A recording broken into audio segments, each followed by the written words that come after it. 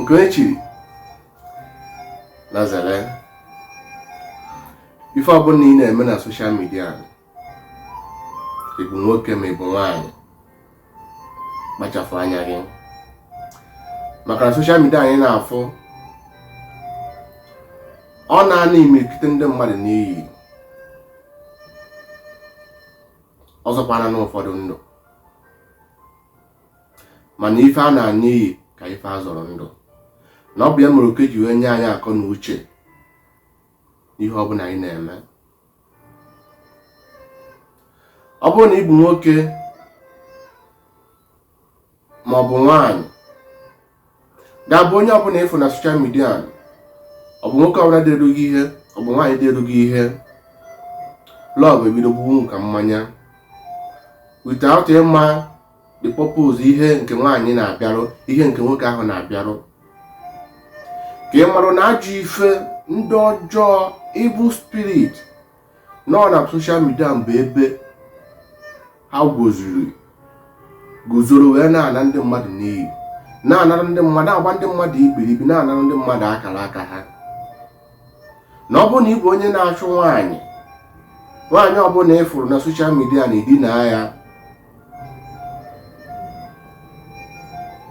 uche gị dị ya,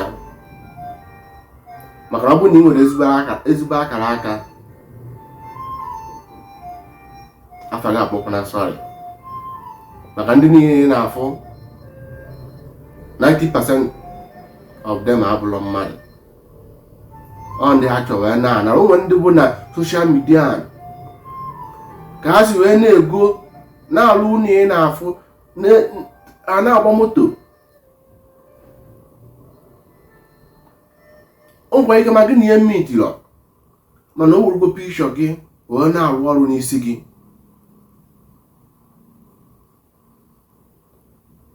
Like one girl mmiti, just a friend, nwekwara ọyị nwoke mụ na ya na-ekene na 2018, Joy Eke Onyinye Good, iburu pikshọ m je na-arụ ọrụ n'isi m.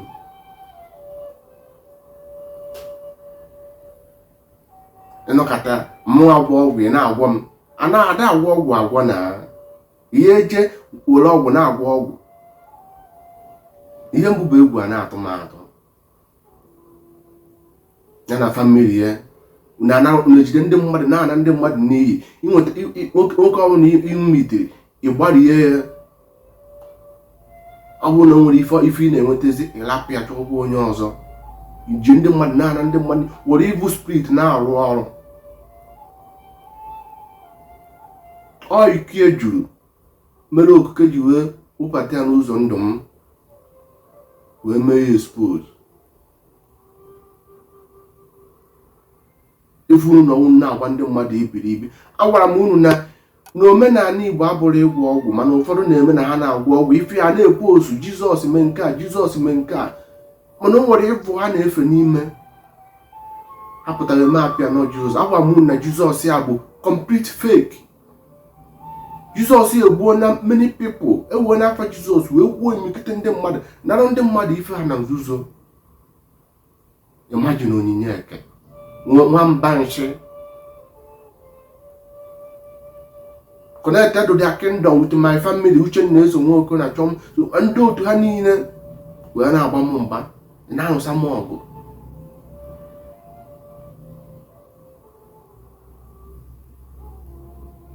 Ọ dịghị aka o nwere ihe a ga-emenwu m, ada agbachukwu mgba. Ọ bụ eme nji wee chọọ ka m kọwara unu ife unu amara gbasara soshal midia.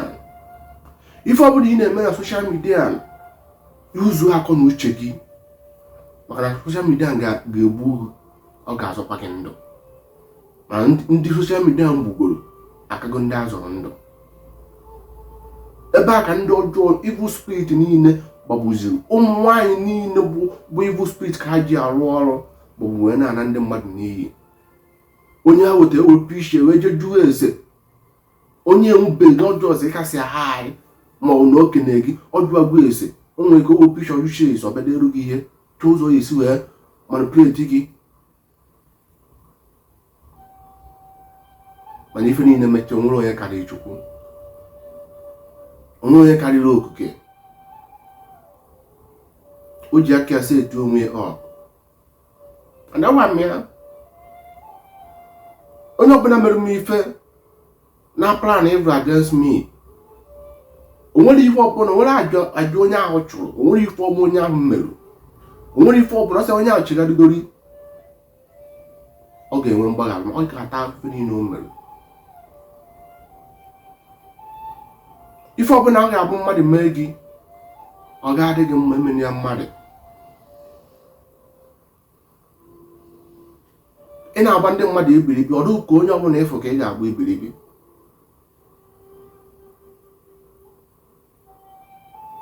Otu a ka ọ dị ndị ọzọ, amamihe na-achụzi ha, nwebe ife unu fụrụ, and no forgiveness.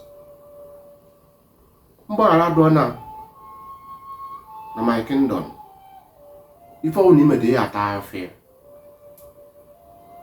Ife ọwụ na ị na-eme na social media kpachapụ anya, ma na evil people juru na social media na ndị mmadụ n'iyi. And all of them na-use Jesus wee na ndị mmadụ n'iyi. Abịa na-epu osu Jesus ma anọ n'ụlọ wee na-arụ ana. Agwa gị na omenala abụrụ ịgwọ ọgwụ ka imegide mmadụ, ka igbuo mmadụ. Ana m ekwu eruo echi, maka ụfọdụ tasị gị na a na-eme omenala, efi ọ na-eme ife ọjọọ, isi ọkwa onye a na-eme omenala. Omenala abụrụ ịgwọ ọgwụ. Ịgwọ ọgwụ ka ị nara mmadụ ifie, ịgwọ ọgwụ ka idesi igwe ndị mmadụ abụrụ omenala. Okwu nne agwa ga-abụrụ okwu ka atọ gị ụtọ na okwu ga-abalụ gị uru. Ife ọbụla ị na-eme na social media, mee akọ na uche gị, yuzuo akọ na uche gị, apply your wisdom n'ihe ọbụla ị na-eme. Onye ọbụla gị na ya na-achat, nwaanyị ọbụla gị na ya na-achat, na ife na-esiri ike na ụmụ nwaanyị inweta na social media lia ya enu, ka ife na-esiri ike na nwoke inweta na social media lia ya enu. Gọọmenti na-agbasa ya, mana onwetakwa ihe ọ na-achọ,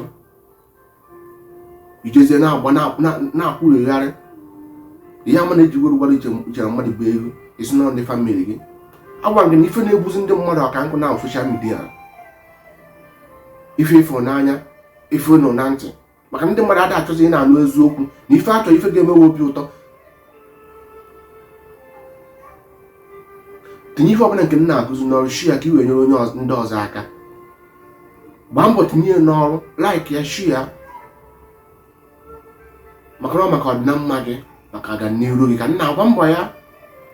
Ka ị ma na ife ọbụla ị na-ahụ na social media ga-azọ gị ndụ, social media ga-ana gị n'iyi. Mana ezigbo ife, ajọ ife dị na social media ka ezigbo ife na ọgụ nwe yuzu akụ na uche gị. Ọkwa ndị ọjị ka a sonyere m, tinye ife ọbụla nke m na-akụzi n'ọrụ na maka ọdịna mma gị. Daalụ.